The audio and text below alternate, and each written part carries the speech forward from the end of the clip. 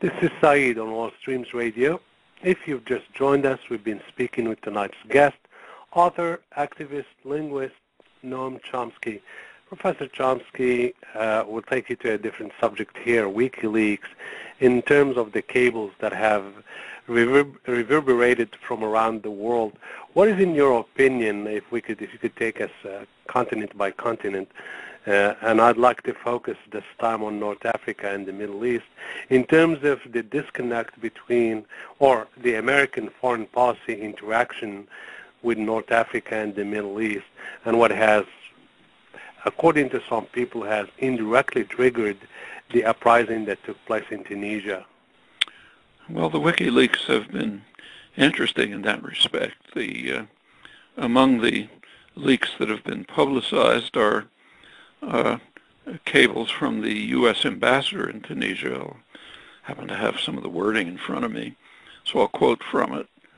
He described Tunisia as a police state with little freedom of expression or association and serious human rights problems, which is a bit of an understatement. And he did also go on to describe the ambassador, I think it was, I've forgotten who it was, the ambassador described extreme corruption in the hands of the ruling family and, basically robbery of the population, which means that Washington knew what was going on.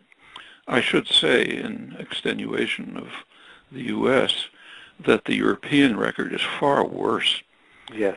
France is the most guilty party. It had enormous influence in Tunisia, its former colony, and it knew exactly what was going on. But it continued to support the dictatorship. Europe went along with it, the loans and so on. But all of them, all the West understood, the governments understood that this was a corrupt and brutal dictatorship. But they continued to support it because it was in line with Western policies. It was preventing Islamist participation in the political process. It was cooperating what is rather ludicrously called the war on terror.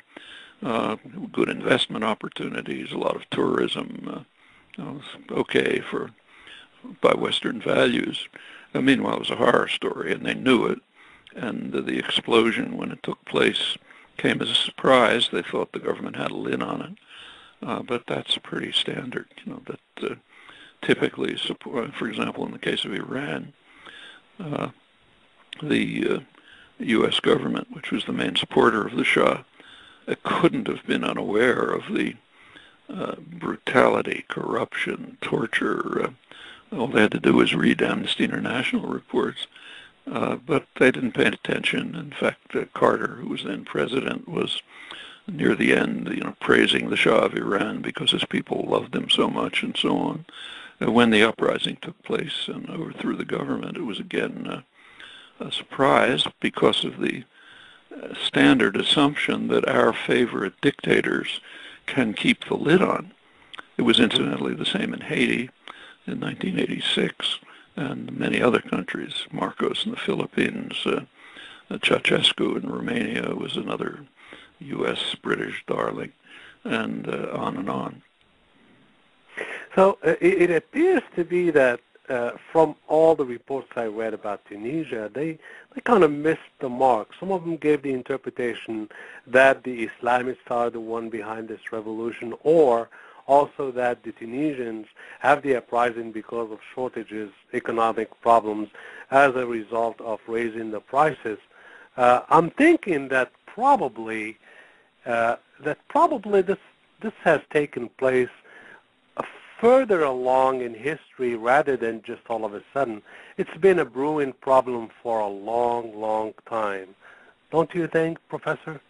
Not only that, but it's a brewing problem all over the region. Similar things are taking place in Algeria. Libya's could blow up. Egypt is one of the worst cases. Egypt is a really brutal dictatorship. Huge poverty amidst extreme wealth, the torture, terror, suppression of any opposition. And once again, the U.S. strongly supports it. You may recall that on his way to Cairo to deliver his famous so-called reconciliation speech, Obama did have a press conference, and he was asked by some member of the press whether he would say anything about what they called Mubarak's authoritarian regime, President Mubarak's authoritarian regime, which is quite an understatement. And Obama answered that, almost quoting him, he said, I don't like to use labels for folks, so I'm not going to describe him as authoritarian. He's a good person. He's trying to do good for the country. He's keeping it stable, and he's a helpful ally.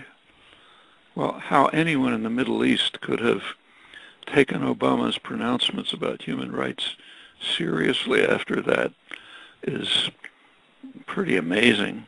Actually, they did for a while, although now antagonism to the United States has grown so high among the population that, according to the latest Western polls, just released a couple of months ago, about something like 80% of the population regards the United States as the biggest threat to the region, little less than Israel, which is 88%.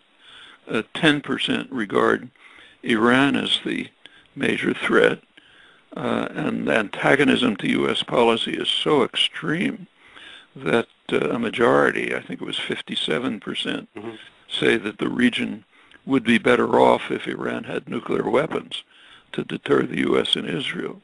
Actually, that tells you something interesting, again, about WikiLeaks. One of the, probably the most publicity that the WikiLeaks disclosures have revealed, that have gained, is headlines all over the place about how the Arab states support the United States against Iran. And there are various quotes, authentic or not, from Arab leaders about how, you have to attack Iran and so on. And there was much euphoria about how the Arabs support us. Unmentioned was Arab public opinion, which is what I just described. I mean, that reveals a degree of contempt for democracy, which is quite spectacular. Not just on the part of the diplomatic service, where you expect it, and the State Department, but also on the part of commentators. I didn't see a reference to the results about Arab public opinion. If the ruling dictators support us, everything's fine. If the public overwhelmingly opposes us, that doesn't matter, because our dictator friends can keep them under control, like Tunisia. Yeah, in the case of Tunisia, though, their anger is not directed at any country, maybe somewhat towards France, but nevertheless not directly towards the U.S. But also, the question is, do you see the prospects of revolutions taking place in the surrounding area now that people are more open to the outside world? Do you see the prospects for that, or do you think that Tunisia is just an isolated case? Well, if you read the press in the Arab world, what you're just raising is a major theme in all the countries of the region. The dictators who we in Europe supports are worried, and the narrow elites whose needs they serve are also worried. They're worried that it might spread. The West so far is maintaining its confidence that the dictators can keep everything under control. That's been the standard position for decades. I shouldn't mention, just so we can have a little historical background, that there's nothing new about this. I mean, back in the 1950s, President Eisenhower raised with his staff, this is all secret then, it's been declassified, the question of why there's what he called a campaign of hatred against us in the Arab world. And then he said, not among the leaders, they're supportive, but among the population. And the National Security Council, the leading planning agency, had in fact just released a major study about this, in which they said that, again, I'm virtually quoting, they said that there's a perception in the Arab world that the United States supports harsh and brutal regimes and blocks democracy and development. And we do this because we want to ensure control over their oil supplies. And then it went on to say that this perception is pretty accurate, and in fact that's what we should be doing. That's the 1950s, and it's persisted. It's not, as occasionally said, that they hate our freedom. What they hate is our support for dictatorship, our barring of democracy and development, and our contempt for the public as long as they can be kept under control.